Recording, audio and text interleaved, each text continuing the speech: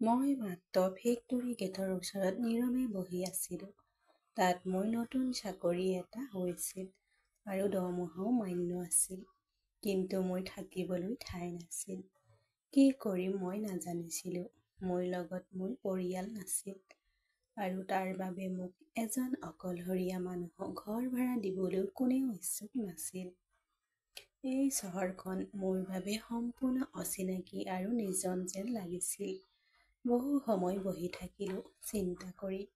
তাৰ পাছত ক্লান্ত হৈ ৰেষ্টুৰেণ্ট এখনলৈ গৈ আহাৰ খাবলৈ গ'লোঁ।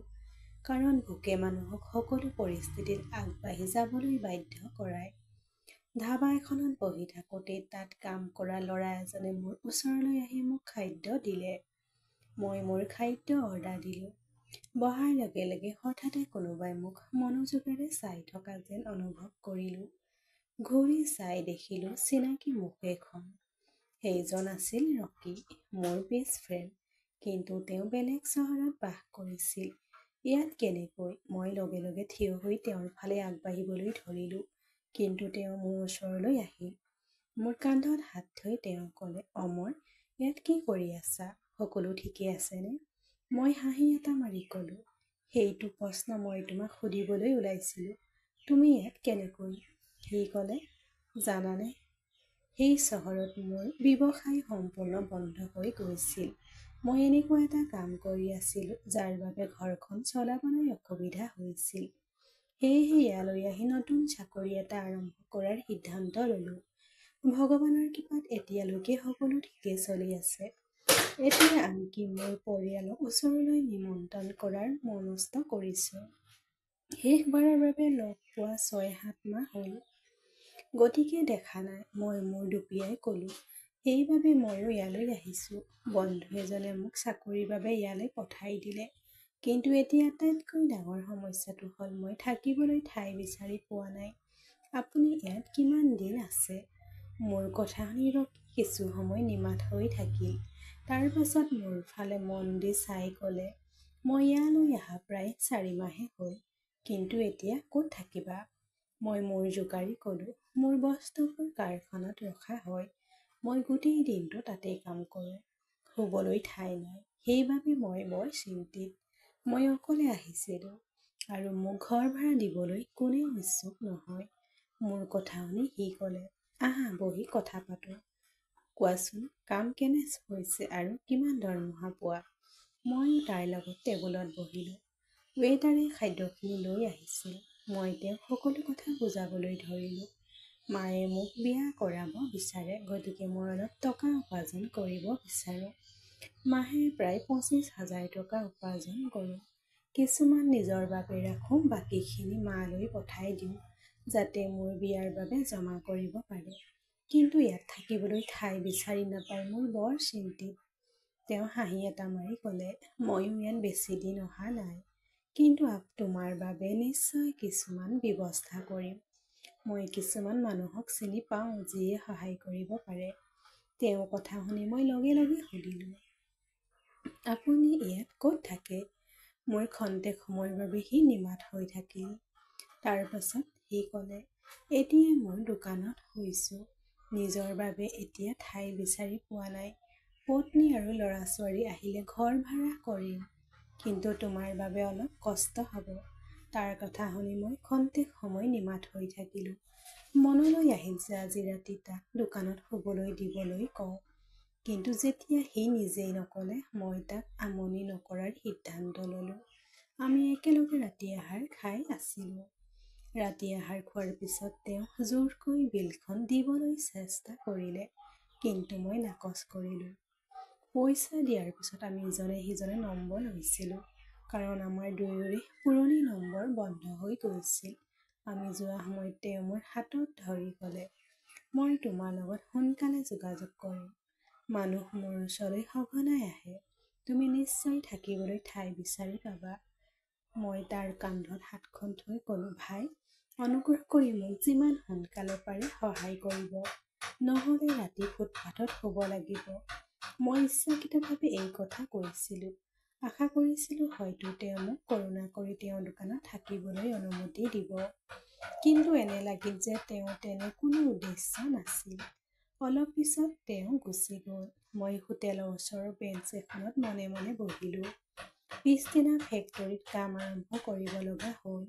গোটেই দিনটো তাতেই কটাম। কিন্তু ৰাতিটোৰ চিন্তাই মোক হেঁচা মাৰি ধৰিছিল।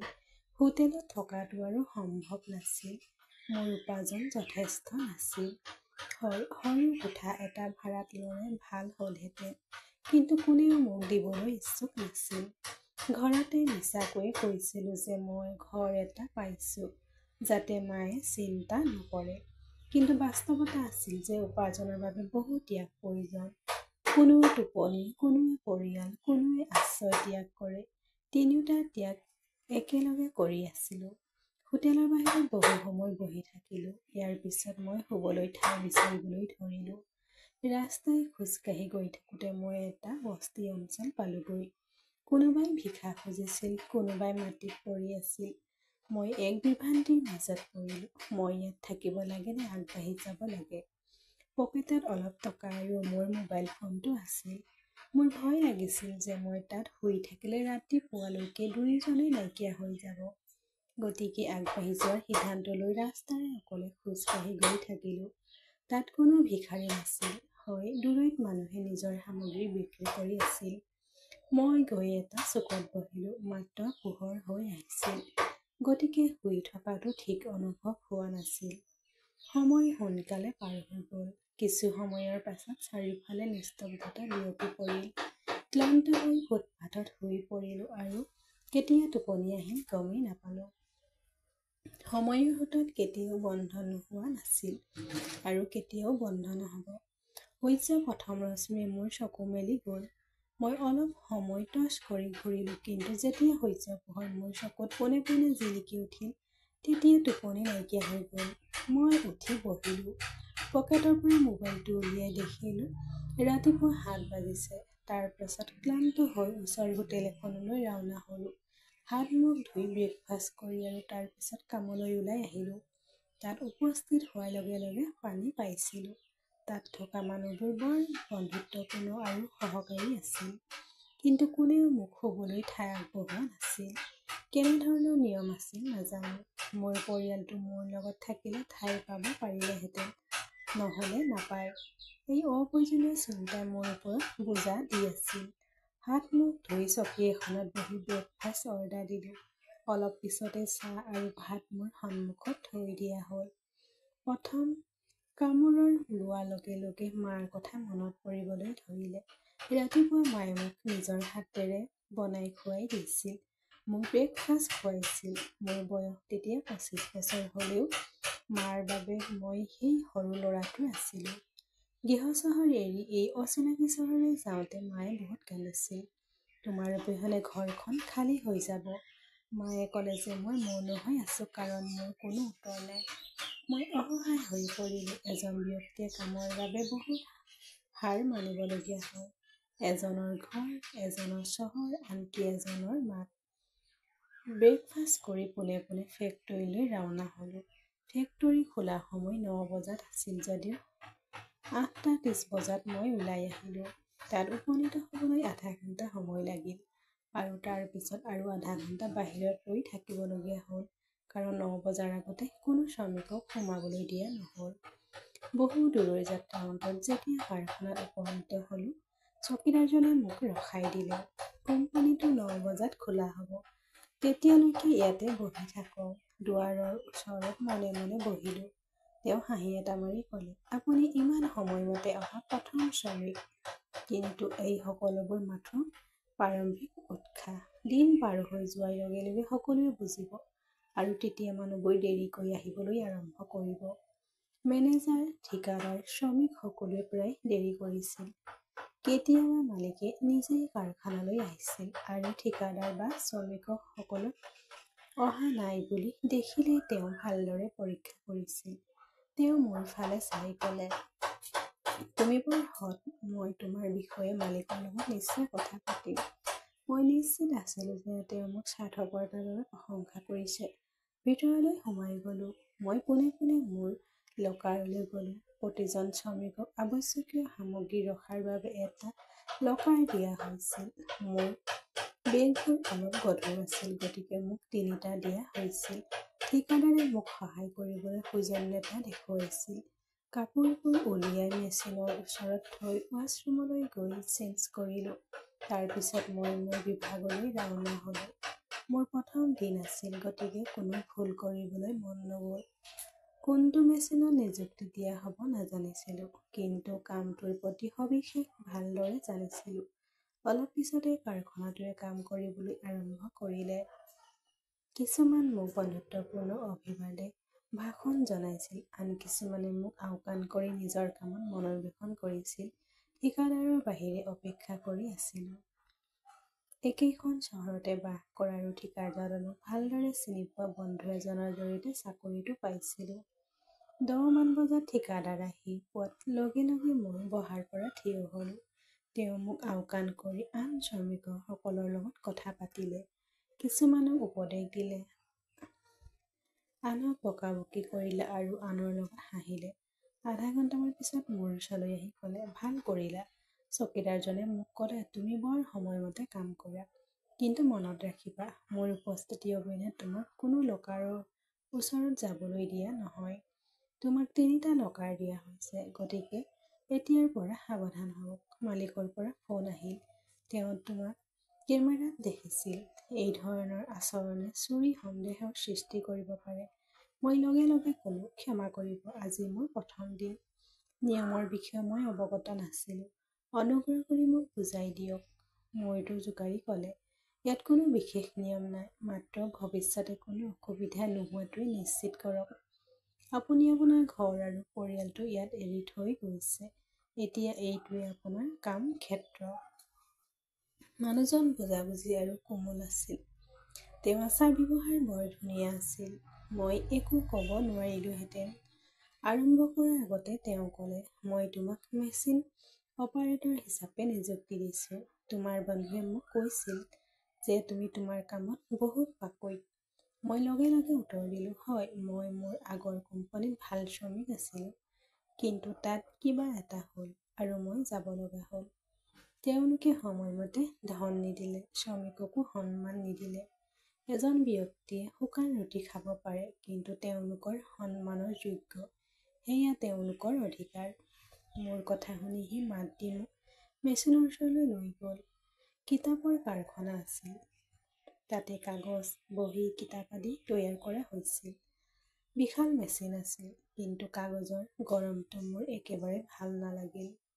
মোৰ প্ৰায় অসুস্থ অনুভৱ হৈছিল, কিন্তু এই কামটো শিকিবলৈ বাধ্য হ'লোঁ। এই বয়সত আকৌ নতুন চাকৰি এটা শিকিবলৈ মন নগ'ল। তথাপিও তেওঁ মোক মেচিনটো দেখুৱাই দিলে। ইয়াৰ সকলো অংশ আৰু কাম কৰাৰ পদ্ধতি বুজাই দিলে। সকলো কথা ভালদৰে বুজিবলৈ চেষ্টা কৰি থাকোঁতে মই নিজকে প্ৰশ্ন কৰিলোঁ, স্কুল শেষ নোহোৱাৰ বাবে মোৰ বিশেষ শিক্ষা নাছিল। ভাইটি আৰু মই মেচিন চলাবলৈ শিকিলোঁ। আৰম্ভণিৰ পৰা ডাঙৰ ডাঙৰ প্ৰজেক্টৰ প্ৰতি প্ৰবল আছিলোঁ, আৰু সেইবাবে আজি আমি দুয়ো সফল হৈছোঁ। মোৰ ভাইটি এটা ডাঙৰ কোম্পানীত মেচিন অপাৰেটৰ আছিল।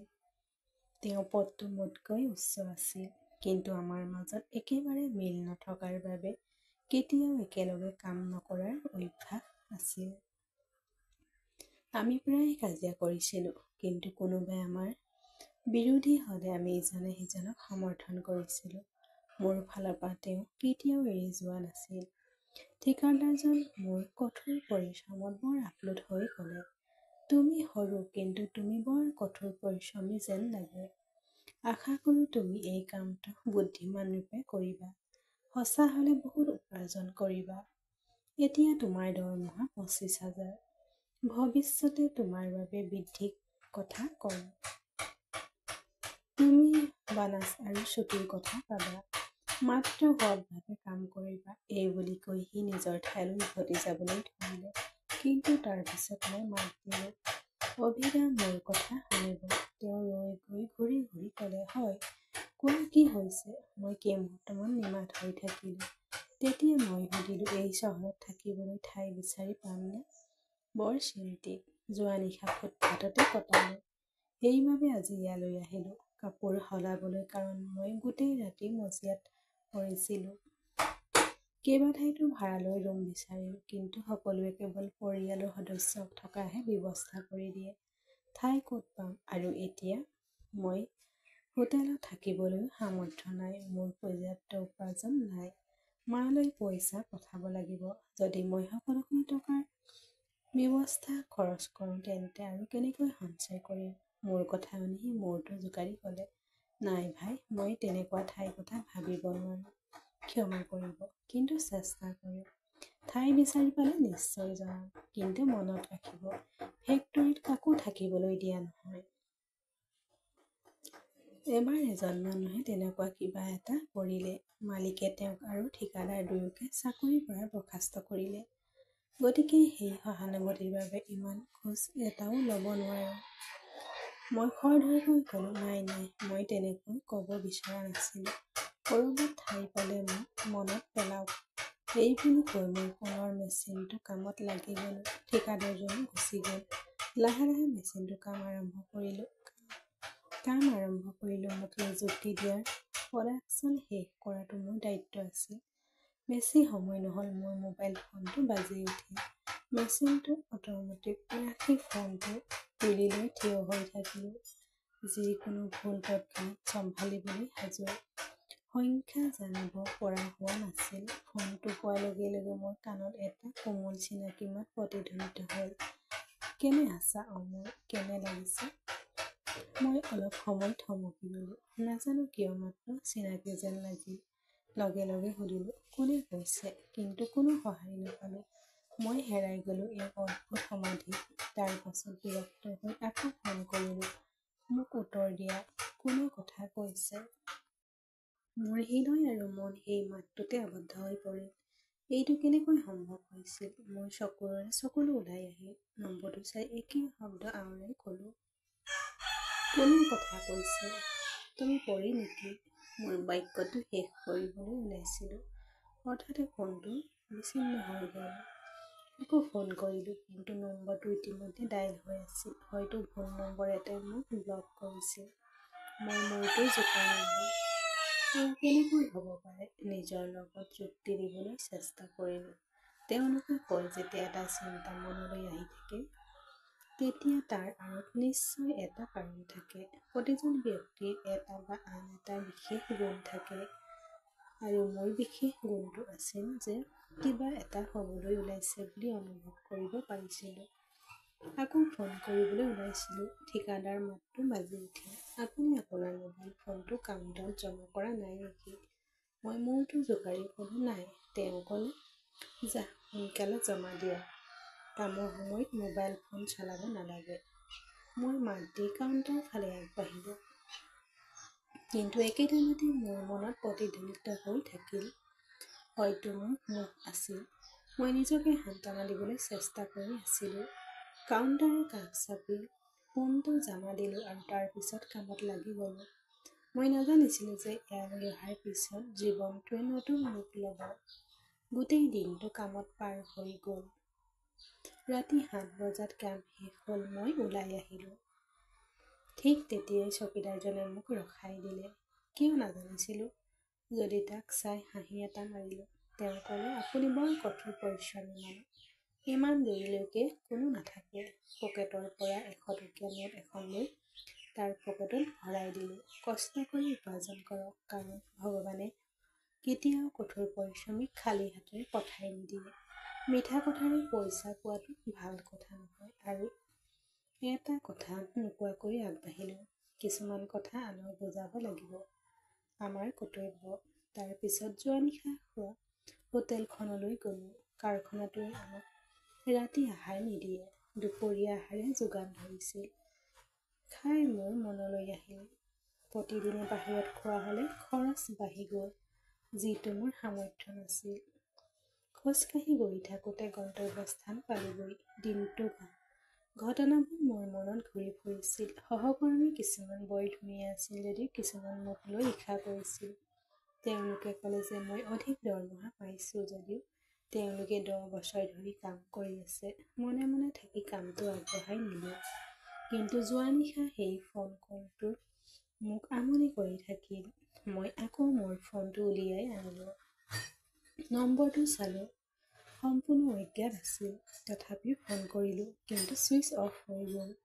মই মূৰটো জোকাৰিলোঁ। চকুৰ কোৰে হাত জোকাৰি নিজকে ক'লোঁ, হয়তো মোৰ কল্পনাহে আছিল। মৰা মানুহবোৰ পুনৰ জীৱিত নহয়। সেই কথা ভাবি মই মনে মনে গভীৰ টোপনি এটাত পৰিলোঁ। মই গম পোৱা নাছিলোঁ যে ভাগ্যই এটা পাক ল'বলৈ ওলাইছে। গোটেই ৰাতিটো অদ্ভুত ধৰণে পাৰ হৈ গ'ল। কেতিয়াবা বাহনৰ শব্দ, কেতিয়াবা মাত মোক জগাই তুলিছিল। ৰাস্তাত শুই থকাটো ভয়ংকৰ আছিল, কিন্তু আগলৈ অহা কষ্টৰ সন্মুখীন হ'বলগীয়া হ'ল।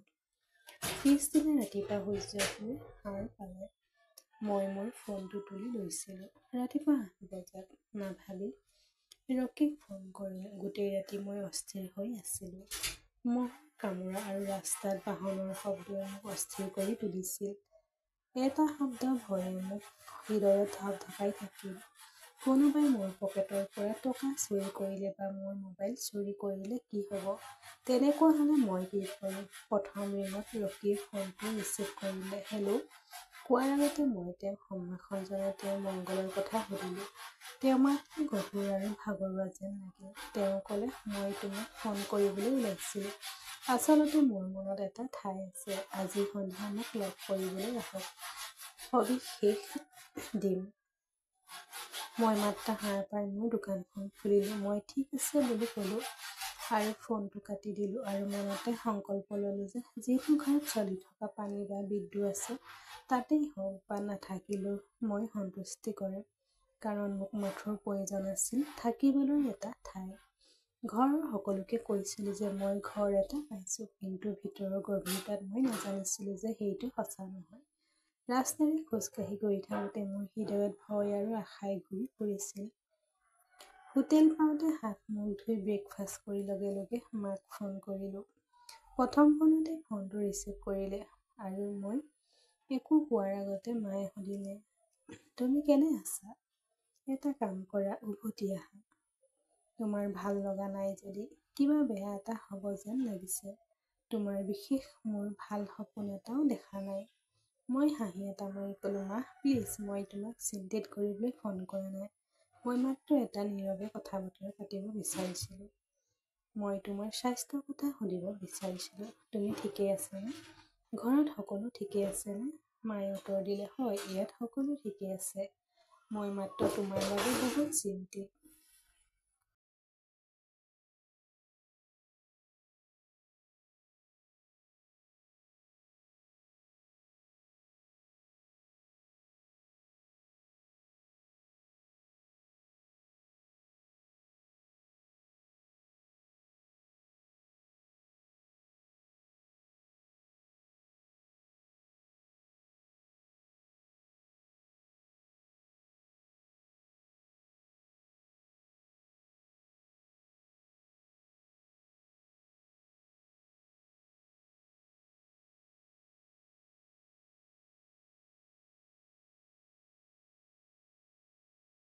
কথা পাতি শেষ কৰি মই ফেক্টৰীৰ ফালে ৰাওনা হ'লোঁ। ফেক্টৰী পাওঁতে মোৰ 10 মিনিট দেৰি হ'ল। মই ভিতৰলৈ লৰালৰিকৈ সোমাবলৈ লওঁতে চকীদাৰজনে মোৰ হাতখন ধৰি ক'লে, কালি তুমি মোক কিবা এটা বুজাই দিলা। আজি মই তোমাক কিবা এটা বুজাব বিচাৰিছোঁ। যিসকলে নিজৰ কামেৰে তেওঁলোককো ভাল পায়। আপুনি যদি প্ৰথম দিনাই দেৰিকৈ সোমাবলৈ আৰম্ভ কৰে, তেন্তে মনত ৰাখিব, ইয়াত বাকী সকলোকে সন্মান কৰা হয়। কিন্তু তুমি আটাইতকৈ কম হ'বা। এই বুলি কৈ সি আকৌ নিজৰ আসনত বহিল। মই লাহেকৈ হাঁহি এটা মাৰি ভিতৰলৈ সোমাই গ'লোঁ। আজি সলনি কৰিব লগা হোৱা নাছিল। গতিকে চিধাই মোৰ মেচিনটোৰ ওচৰলৈ গৈ কাম আৰম্ভ কৰিলোঁ। সময়ৰ লগে লগে পাৰ হৈ গ'ল। দিনটো যিদৰে হ'ব লাগে তেনেকুৱাই মুকলি হ'ব। ৰাতিপুৱা 7 বজাৰ ওচৰত কাম শেষ কৰি হোটেললৈ ৰাওনা হ'লোঁ। মই আশা কৰি আছিলোঁ যে আজি ৰকিক লগ পাম আৰু থাকিবলৈ ঠাই বিচাৰি পাব। প্ৰতিদিনে ফুটপাথত শুই থকাটো আৰু সম্ভৱ নাছিল। বহু দূৰৰ যাত্ৰাৰ অন্তত হোটেল পালোগৈ। ধন্যবাদৰ পাত্ৰ ৰকি এতিয়াও আহি পোৱা নাছিল। খাদ্য অৰ্ডাৰ দি মনে মনে বহিলোঁ। সেইদিনা থাকিবলৈ ঠাই বিচাৰি পাওঁ বুলি ভগৱানৰ ওচৰত মনে মনে প্ৰাৰ্থনা কৰিলোঁ। কাৰণ মই সঁচাকৈয়ে চিন্তিত হৈ পৰিলোঁ। প্ৰায় 10 মিনিটমান পিছত দেখিলোঁ ৰকি আহিছে, লগত এটা সৰু ল'ৰা-ছোৱালী। মই লগে লগে থিয় হৈ তেওঁক সাৱটি ধৰিলোঁ আৰু মৰমেৰে শিশুটিৰ মূৰত চুমা খালোঁ। চকী এখন টানি বহিল আৰু সুধিলে, কাম কেনে হৈছে? সকলো ঠিকে আছেনে? মই হাঁহি এটা মাৰি ক'লো, হয়, ভগৱানৰ কৃপাত সকলো ঠিকে আছে। চকী এখন টানি বহিল আৰু সুধিলে, কাম কেনে হৈছে? সকলো ঠিক আছেনে? মই হাঁহি এটা মাৰি ক'লো, হয়, ভগৱানৰ কৃপাত সকলো ঠিক আছে। যদি মই কেৱল থাকিবলৈ ঠাই বিচাৰি পালোহেঁতেন তেন্তে বৰ ভাল হ'লহেঁতেন। প্ৰতিদিনে ফুটপাথত শুব লাগে। মোৰ টোপনি পৰ্যাপ্ত নহয় আৰু মোৰ সদায় ডকাইতি হোৱাৰ ভয় হয়। শুনিছোঁ ৰাস্তাত বহুত চুৰি হৈছে। হাঁহি এটা মাৰি সি ক'লে, তুমি একেবাৰে ঠিকেই কৈছা। প্ৰথম দিনাই মোৰ মোবাইল আৰু মণিবেগ চুৰি হৈছিল। ভগৱানৰ কৃপাত যে দোকানত মোৰ আৰু এটা ফোন আৰু টকা আছিল, নহ'লে বৰ কষ্টকৰ হ'লহেঁতেন। তেওঁৰ কথা শুনি মই অনুশোচনা কৰি মূৰটো জোকাৰিলোঁ। তাৰ পিছত ক'লে, তোমাৰ বাবে ঠাই ব্যৱস্থা কৰিছোঁ, কিন্তু ডাঙৰ সমস্যা এটা আছে। মই লগে লগে উত্তৰ দিলোঁ, কোৱা ৰোগী, সমস্যাটো যিমানেই ডাঙৰ নহওক কিয় মই ঠিকেই আছোঁ। পানীৰ সমস্যা হওক, বিদ্যুতৰ সমস্যা হওক, গেছৰ সমস্যা হওক, মই যিকোনো ধৰণৰ বিপদৰ সন্মুখীন হ'বলৈ সাজু, মাত্ৰ মোক থাকিবলৈ ঠাই দিয়ক। মোৰ কথা শুনি ৰকি কিছু সময় মনে মনে থাকিল। তাৰ পিছত মোৰ ফালে চাই ক'লে, পৰিস্থিতিৰ বাবে মানুহ এজন অতি সহায় হৈ পৰিব পাৰে। আপোনাৰ পৰিস্থিতি সঁচাকৈয়ে বৰ বেয়া। কিন্তু সকলো কথা ভালদৰে ভাবি জীৱনটো নতুনকৈ আৰম্ভ কৰক। তোমাৰ বাবে যি ঠাই ব্যৱস্থা কৰা হৈছে সেইখন বিধৱা ঘৰ, কিন্তু সেই মহিলাগৰাকীৰ বিষয়ে উৰা বাতৰিবোৰ ভাল নহয়। কোৱা হয় তাই কাৰোবাক হত্যা কৰি পলায়ন কৰিলে, স্বামীক এৰিলে। এতিয়া তাইক চোৱা চিতা কৰিবলৈ পুৰুষৰ অভাৱ। তাই কেইবাবাৰো ঘৰ ভাড়ালৈ দিবলৈ চেষ্টা কৰিছে, কিন্তু তাত কোনেও থাকিব নিবিচাৰে।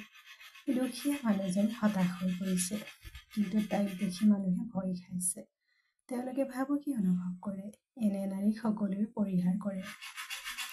তদুপৰি তাইৰ ঘৰত কোনো পুৰুষ নাই। এতিয়া আপুনি নিজেই সিদ্ধান্ত লওক।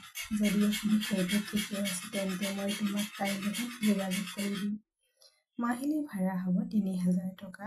এটা কোঠা, এটা বাথৰুম, এটা সৰু পাকঘৰ আৰু এটা সৰু বাৰান্দা এখন আছে। আনকি তাত পঢ়ুৱাবলৈ ছাত্ৰ ছাত্ৰীও পাব পাৰে। মাত্ৰ মহিলাগৰাকীক সময়মতে ভাড়া দিব লাগিব। ৰকিৰ কথা শুনি মই খন্তেক সময়ৰ বাবে নিমাত হৈ পৰিলোঁ। এই চহৰখন মোৰ বাবে নতুন আছিল। ইয়াৰ মানুহবোৰো আছিল অচিনাকি। সেই মহিলাগৰাকীয়ে যদি মোক বিপদত পেলায় তেন্তে মই কি কৰিম? অলপ চিন্তা কৰাৰ পিছত মই তেওঁৰ ফালে চাই ক'লো, ঠিক আছে, ঠিক আছে। মোৰ ভাগ্যত যি পৰীক্ষা আহিব সেয়াই হ'ব। সেই মহিলাগৰাকী আপুনি মোৰ হৈ গৈছে বুলি খবৰটো দিব লাগিব। ঘৰ ভাড়া দিবলৈ মই সাজু হৈছোঁ। ৰাস্তাত আৰু শুব পৰা নাই। মোৰ সকলো বস্তু কাৰখানাত ৰখা হয়।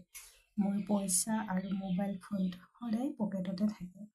বহুত অসুবিধা হৈছে। আনকি ঘৰত ভাড়াত লৈছোঁ বুলি মিছা মাহঁতক কৈছোঁ। মায়ে কেইবাবাৰো ভিডিঅ' কলত ঘৰটো দেখুৱাবলৈ জোৰ দিছে। এতিয়া মই কি কৰিম? সেই মহিলাগৰাকীৰ লগত মোৰ কি সম্পৰ্ক থাকিব?